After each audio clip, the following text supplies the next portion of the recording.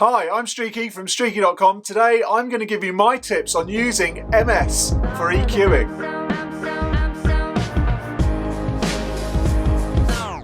So I'm Streaky. I've been a mastering engineer for the past 25 years, working with high-end clients, low-end clients and everyone in between. So I'm here to share my experience and my knowledge, so help you get a better sound and hear things in a better way. So today's topic is on MS EQing. Now, how I use MS EQing, I use it occasionally. It's more of a tricks thing and more of a, getting you out of a situation way to EQ, because generally I don't want to be pulling mixes and pushing them and getting them all over the place. I'd rather go back to the engineer, explain what I'm trying to do and hopefully get the mix changed a tad to sort of achieve what I want to achieve. But if that's not possible and, if someone can't do that, then I have to kind of start pulling some stuff out, get things to work and move and poke out. Really, that's what MSEQ's for. So if you don't know what MS stands for, it's mids and sides, or sum and difference, some people say as well. On mass select equipment, it's sum and difference, which is the sum of the music and then the difference being the stereo. So on a lot of EQs now, because I'm more analog based, I need to have an external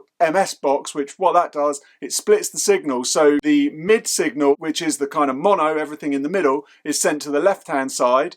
And then all the stereo information is then sent to the right hand side of an EQ. Now, a lot of EQs now that are plugins, you can just stipulate just the mids or the sides and then change the EQ to whatever you want.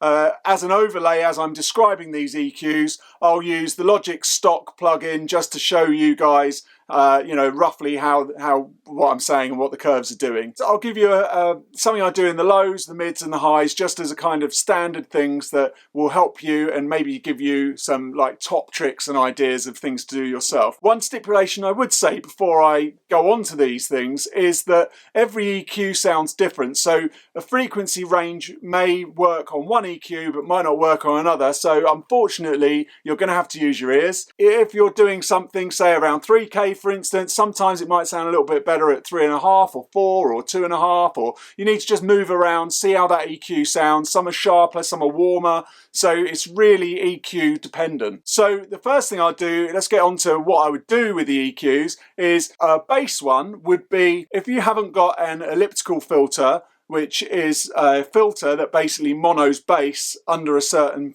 frequency. If you haven't got an elliptical filter or some kind of monoing EQ, what you can do is you can bring down on the sides, bring the EQ in the low end just down on the side so it trims it in. Now what I found this works sometimes better than just totally monoing under a certain frequency. You're always going to have some kind of curve when it does mono. It's not going to just be straight down and then mono. What I found is that when you can just bring it in a touch, or just like it helps you just move the bass in. If you've got loads of really phasey bass, or even if you've got, say, not necessarily a dance track but a like a rock track or an indie sounding track with real guitars and real instruments, you don't necessarily want the bass all really tight and in the center because it sounds nice having some wide bass. But sometimes you just want to kind of trim it in a bit around under, say, I don't know, I quite like trimming things down for about 50 to 60 hertz, just so it's like a real thump of the kick and that, but just bring it in a touch. And what that does is that just makes everything a little bit more solid in the low end, and then you can sort of do some compression in that area or whatever else you want to do.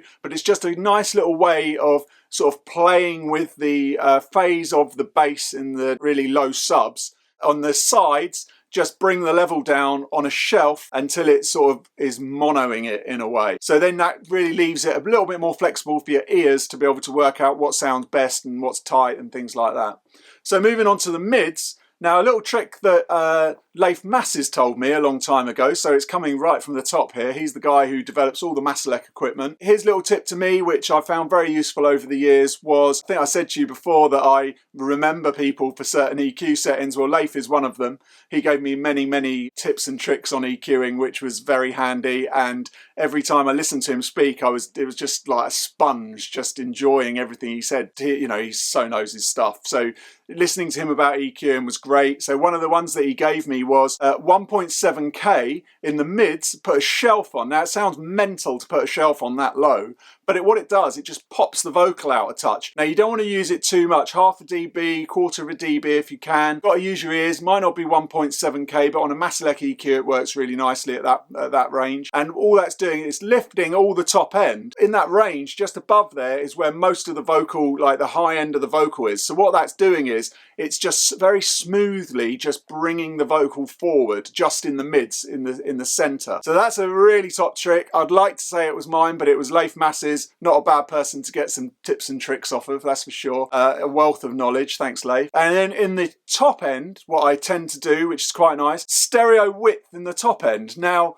I've mentioned about monoing the low end, but stereo width in the top is really lovely bit of fairy dust to put on the outside, around 20K or around there, sort of the air band if you like, just in the sides, not in the middle, just in the sides. It just opens up the tops so you get a really nice little sprinkly sort of live feel in the tops without it sounding too bright and harsh in the mids. If you start putting a shelf on in the mids, you're going to bring up vocals, drums, snares, things like that. So it can sound really edgy and guitars and things, so it can get a bit hard. But if you're just doing it on the outside, sometimes that's just reverbs and things on the outside that you're bringing up, and it just gives a really nice open feel to the top end. So that's a lovely little top tip there. Use that. Try it out. As I say, all EQs sound different. Some sound better in the top than others. Some are creamier, smoother. You know, you've really got to check out the EQ, find the one that you like, and then use it in this way, either in the box or ideally out of the box on a really nice old analog EQ. Yeah, gorgeous. So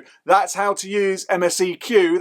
Well, there's loads of other ways to use it. And if you keep watching my channel, I'm sure they'll spring up now and again. But they're sort of the bass, mids, and tops, one for each of those sections that I've used, I still use. They are great for just little bits and bobs. As I said at the start of the video, best thing to do is always to go back to the engineer and ask if you can have the mix changed, rather than having to try and do all these things yourself, because you're not a mix engineer, you're a mastering engineer. You shouldn't have to do anything. That's the golden rule of mastering. Nothing. Turn it up, send it back. That's what you want. So if you can't get that and you can't get the mix changed, and you're going to have to like twist it and turn it, then there's a few little tips for you.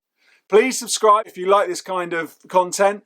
Please let me know in the comments any MSEQ tips you've got. I always want to learn new ones, of course. And please go to my website and sign up, streaky.com, to my newsletter. It's once a month where I give loads of giveaways and things like that, and loads of things I've seen around the web that I like, that's enjoyable, not just about music, but general nonsense. Yeah, thanks for watching. If you want me to master, there is a code below to get a little discount for getting to the end of the video. Thanks for watching. Until next time, bye.